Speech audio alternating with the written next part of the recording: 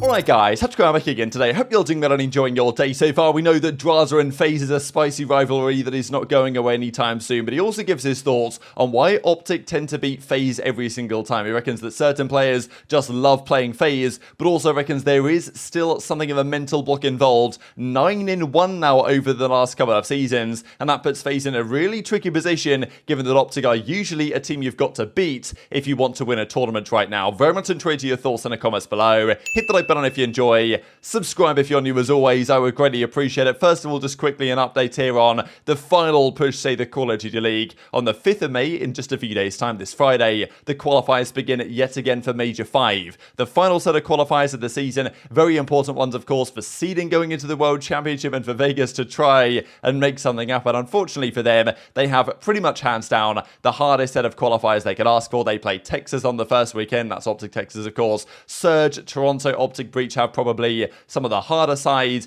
Then you've got Thieves and FaZe with arguably the easier sides. Now, of course, the higher up you are in the standings, the naturally better your strength of schedule is expected to be, just because if you're number one seed, you can't play the number one seed. Therefore, your strength of schedule, your expected strength of schedule, the average is slightly lower than it would be if you're right at the bottom of the scene. So maybe the analysis should be comparing the actual strength of schedule in terms of average rankings compared to the expected one based on your ranking, but you know, whatever. It gets the picture across, and these are all the games. Just have a quick check of your favorite team and which matches they play over the coming weeks, because definitely some spicy ones in here. And guess what? The second matches that OpTic will play of this stage, they play FaZe yet again, and we know that OpTic versus FaZe the last couple of years has been very one-sided indeed. Okay, there's been one time that FaZe have got the better of them last season. This season it's already 4-0 again in OpTic's favour, and as I said before, even when OpTic were a worse team than FaZe last season, at times at least, that was definitely the case towards kind of the middle, towards the end of the year, they would still beat FaZe basically every time they played them.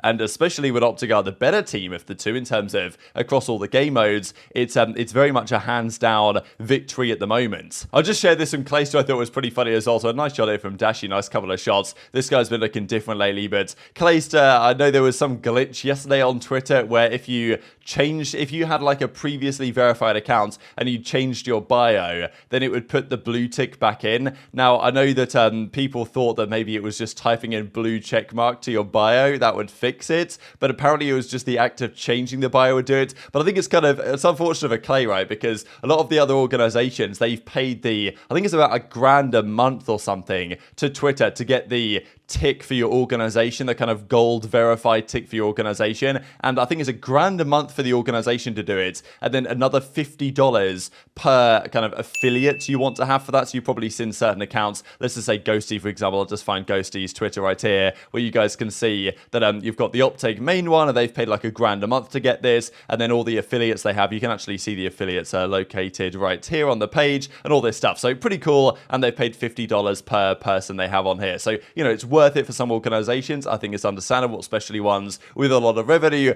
But unfortunately for Clayster, he plays for the Las Vegas Legion, and they are not finding 12 grand a year to spend on getting a tick on their name. So Clay unfortunately is stuck without it. But I suppose each to their own from an organizational perspective. The other comment I wanted to make before we discuss FaZe in more detail is the fact that Simp and aBeZy have been playing some more ranked play together. Always good with these guys. Put the content on the more forefront. But also he was spotted yesterday playing a fair bit of 8s as well, which is very rare for Simp and aBeZy. The last couple of years, I don't know if Simp has really played any 8s at all. He's always been a player that says, well, it kind of screws up the tendencies a bit. He prefers to play scrims. I think Slasher is he's not really had that mindset. He generally will get in more 8s more often than not. But yeah, Simp has not really done that, and it wasn't really hurting him right back in the Cobble days especially. But there is an argument to say that certain players thrive in different situations. Some players get better and better the more they play the game. Drazah seems to be one of these. He realizes that, well, look, if he's not playing as he needs to during the Major 3 cycle and Major 2, he knew that he wasn't as good in Search and Destroy as he needed to be. He got in and played a lot of Search and Destroy 8, everything he possibly could,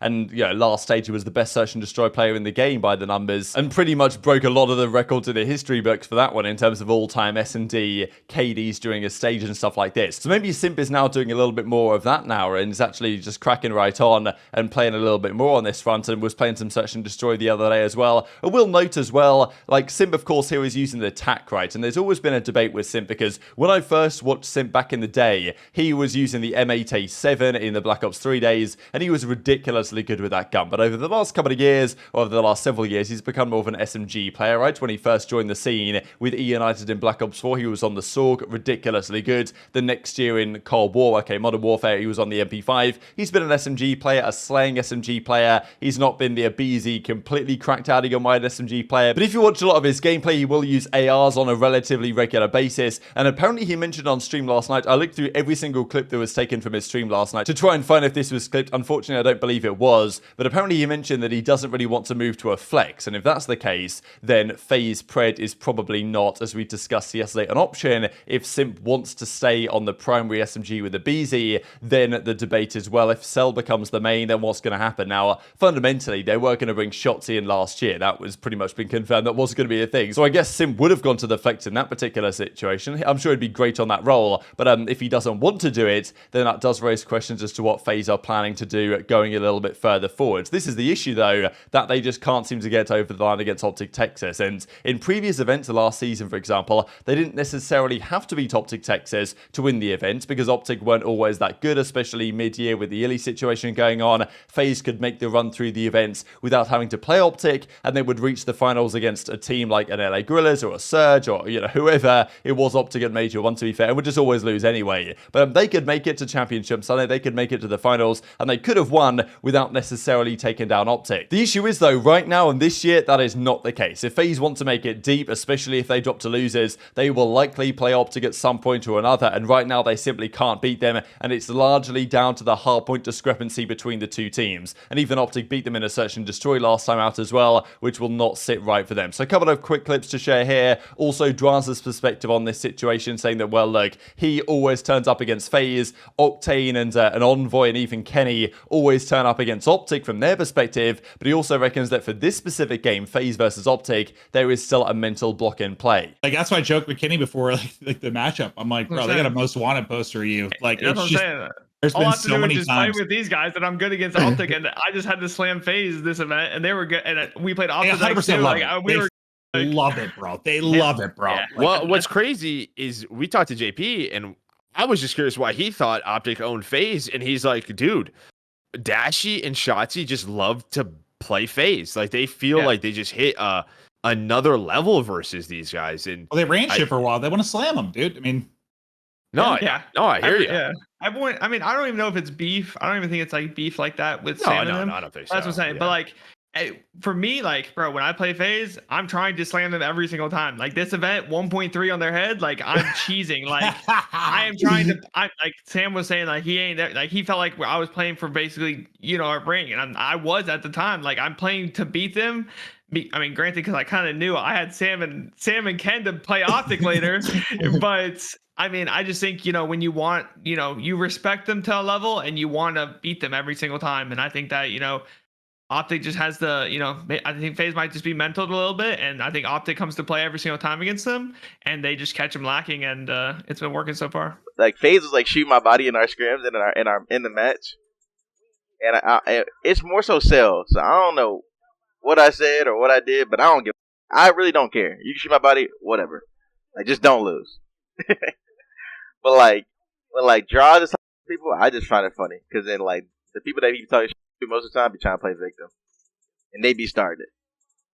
Like the draws and Ghosty funny, but people took that too much to heart. Like it was not that serious. It is funny.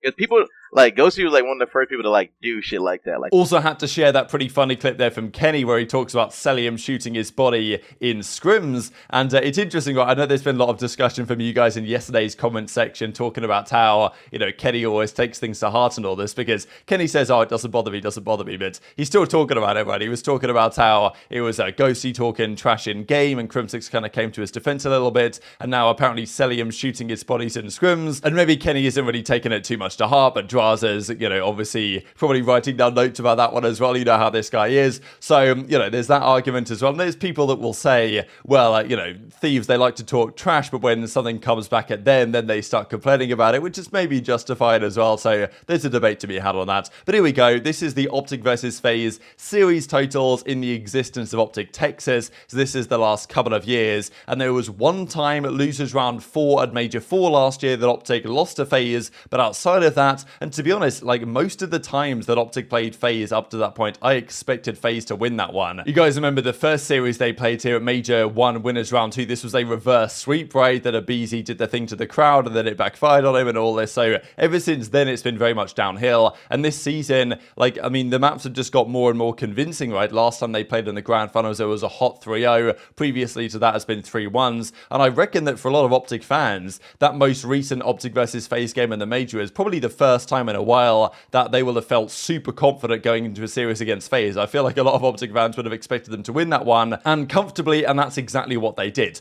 So what is wrong with FaZe in this series? And it's been a big discussion the last couple of years. I don't know whether it is just maybe the player discrepancies. Shotzzy just seems to do really well against this FaZe team. Whatever it is about Shotzzy's playstyle, this is a pretty ridiculous spot here from Ghosty as well, against those that kind of duo of FaZe. I think part of it also is the comms piece. We talked about it yesterday with Octane and Thieves, that their comms are so good that, okay, let's say Shotzi's running around and he's going to sit in a corner, and Huke is running around and he's going to hide somewhere. Like, Thieves can actually comm that, and they can recognize what's going on and to try and find those players and shut them down, and they do a better job of that than FaZe do. We know that FaZe's comms out of the top teams probably aren't the best, and when you've got a guy like Shotzzy and Huke running around with no red dots, probably you're going to struggle with that a bit more, especially with Shotzi's playstyle relative to FaZe's weaknesses, you could argue. So that might be one part of it. I think that Dashy generally just does incredibly well against that team and Cellium for some reason. I don't know if it's like Dashy just loves to play against Cell because,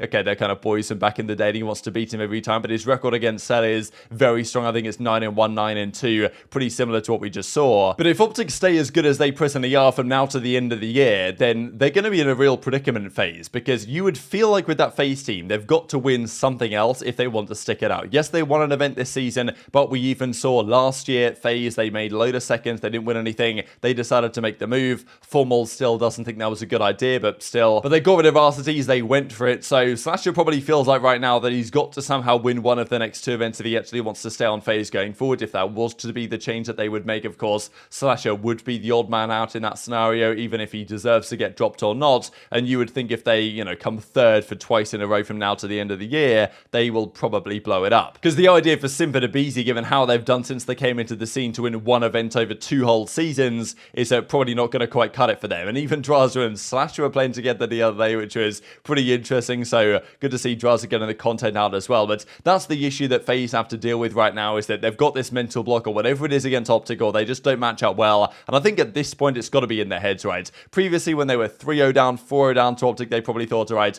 we'll get them at some point. But when the sample size is up to 10 and they've lost 90% of those occasions, and now OpTic are even better than they were before, it's got to be in their head going into this series. And for OpTic as well, it'll be in their head that they'll feel like they've, got the better of these guys regardless of the situation. So that is a key problem for FaZe, as you would expect OpTic to probably be in the finals or at least at the championship Sunday of the next couple of events. And if that is the case, then FaZe will have to play them more than likely to win one of these tournaments. So tweet your thoughts in the comments below on that one. Just to close out here with the 30-bomb leaderboard from Brian's stats. So Envoy still leading it up with 23 30 bombs so far this season, and Hydra, Scrap, Pred, Sib. Kind of funny, I believe that Dashy is only down at 11 30 bombs, but 2 of those 30 bombs are also a 40 bomb, and he is topping the numbers for that as well, with Pred tied at the top. And there's only been so many players that have had a 40 bomb so far this year. Some titles are way easier on a 40 bomb than others. Back in the day, you could drop 50, 60 kills. I mean, I think even Advanced Warfare, right, Formal had like 60 kills